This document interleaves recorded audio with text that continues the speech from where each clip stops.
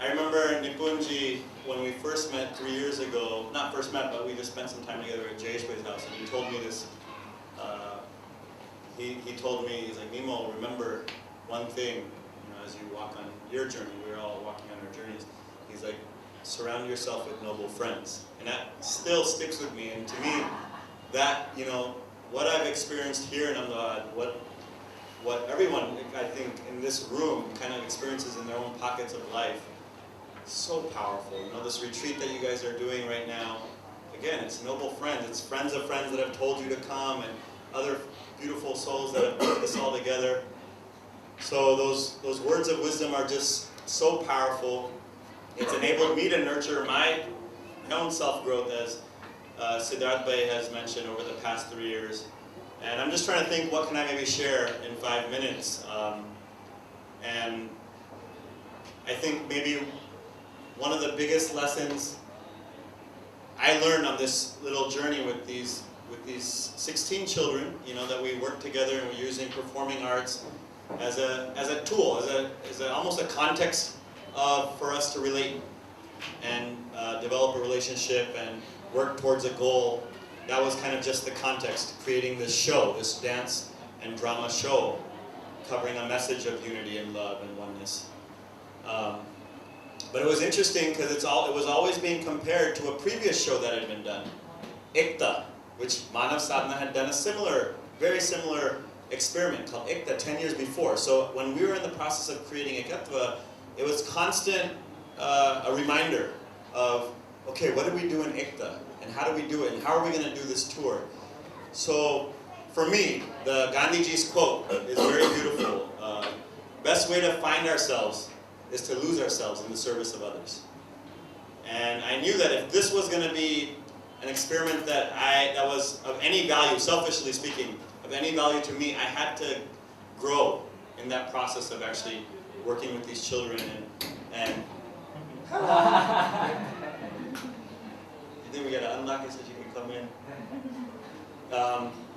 So this experiment had to be a place where I knew I can grow. And I think the major challenge and the major growth that had to come was by, you know, I know a lot of religions can, you know, talk about this topic of being detached from the results. And I think that was where I said, okay, if I'm going to grow in any way from this project, I had to think of it as being here today. Obviously, we all anchor ourselves in a little thought, in a little vision, in a little mission, in a little purpose and plan. But in the end, it's really what we're doing on a day-to-day basis that leads us there. And that's the beauty that I learned through this 3 years, 2.5 years, was there was this tour that everybody envisioned, because Ekta was a big global tour. And they toured, I mean, it was amazing. The Ekta tour, I remember I watched that show in New York City when Manav Sadhana came with her 14 children. So powerful, so much depth to seeing children from our communities that we're serving in here, and them coming out there and sharing such a beautiful message. So again, as we rethought this idea of Ekatva as a new experiment, the vision for everybody when they think about the project was this big global tour. This idea that, wow, okay, you guys are going to do this big tour. And for me, it was like, you know, that's a possibility, but really, it's not even, we can't aim for that, and you can't even strive to try to achieve that, because it's not even in our hands. So many factors go into play of that even being executed. So what I really was able to experience in this process was how important the journey and the process is in anything that we do. And seeing it unfold, you know, I feel like everybody's intention around us, the global family that we had supporting this project, the local family, the intention was so clear, it was so pure, that let's support these 16 children and let them bloom and plant seeds in them and help nurture an opportunity for them to grow, and help nurture an opportunity for us to create a beautiful piece that could share a beautiful message. And if we nurture that process with pure heart and pure intention, let's see how it unfolds. And there were so many ups and downs, which was beautiful, because that was my benchmark for whether I was growing or not. How did I react and respond to those ups and downs? And I think looking back now, it's like you finally build more faith in the idea that, yeah, when you just kind of focus on the now with an intention, and try to focus on purifying your intention. Because obviously we're all human beings, so we get caught up in, oh no, wait, if this happens, this will be good, or this will make me look good, or I'll feel good about this. So constant in that constant battle of working against your ego, the conditioning that the ego has been in. And I look back now and I developed more faith in the process. I developed more faith in the idea that when you're just there for a pure cause, and for me, the 16 children come to my heart. Their journey and their well-being and their growth, to me, was the experiment. And I know that with the materialistic purpose, which was also beautiful because it helped in other ways on executing that, it helped the Sanstha, it helped the... But I knew that if I focused on these children, that everything would bloom if it was supposed to bloom. And just to give you like a few examples of like the tour came up, the show came about a year later after we started working with these specific 16 kids. The show had come to fruition, and October 2nd of last year is when we performed our first show. And we performed in India, and then the question started coming up, so are you performing, are you going to do a global tour? Again, it was not in our hands, right?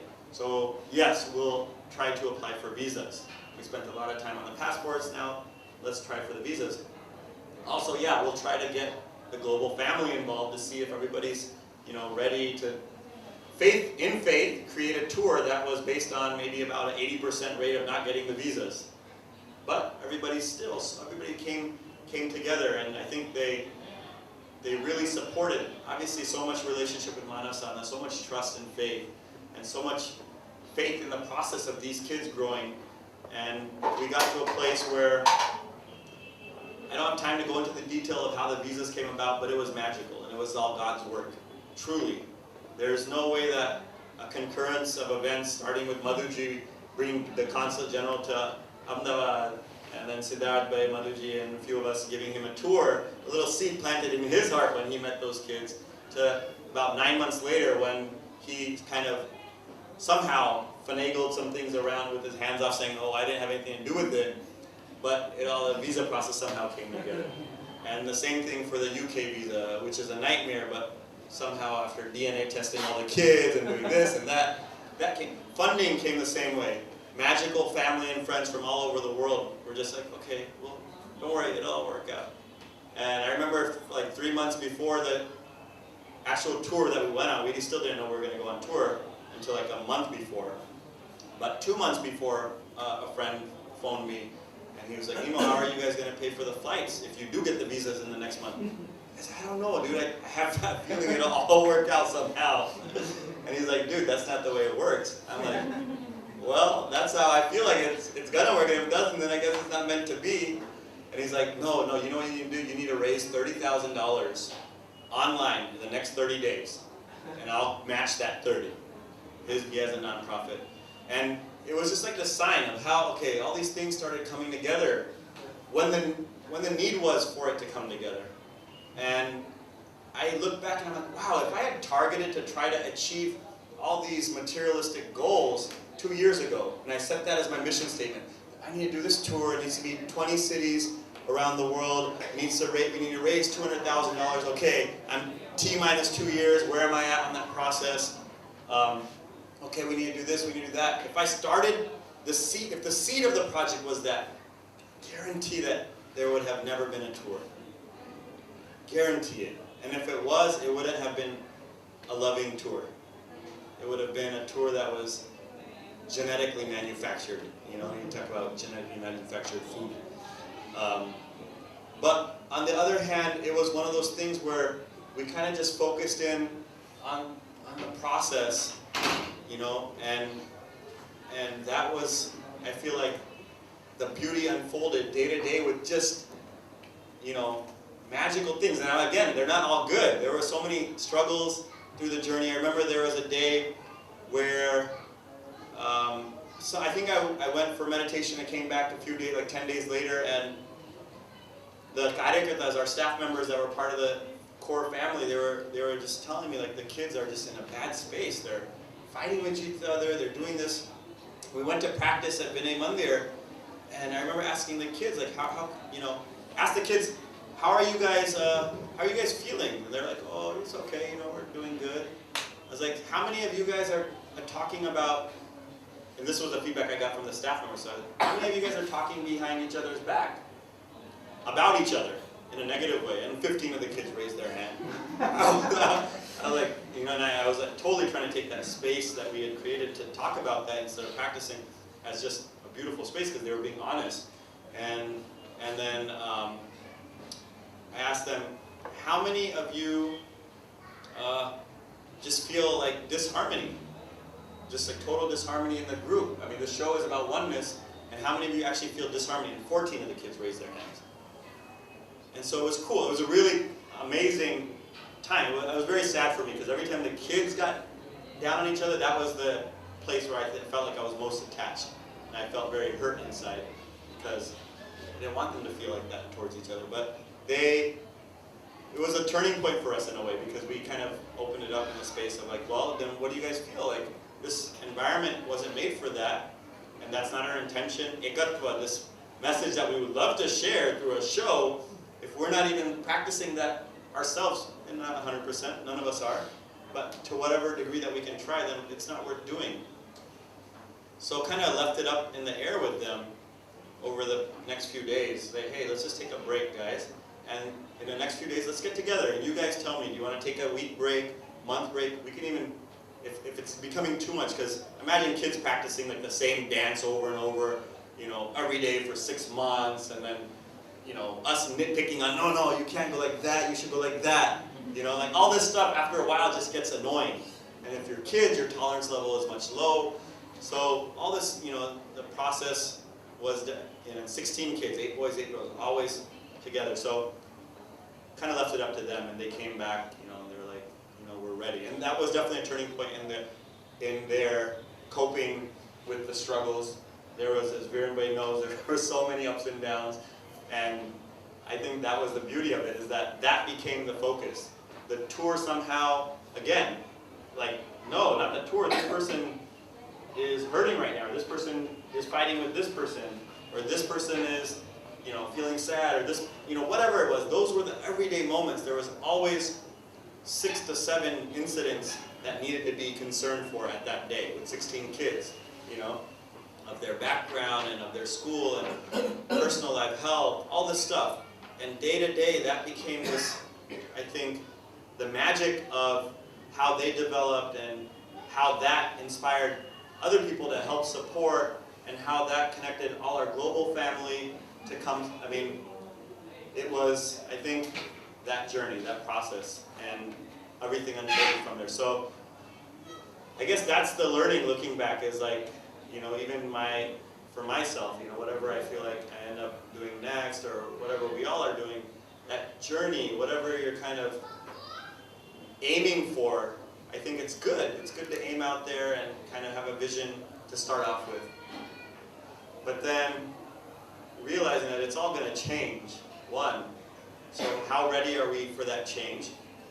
And second is like, how beautiful can we make this every moment, this every day, this every interaction?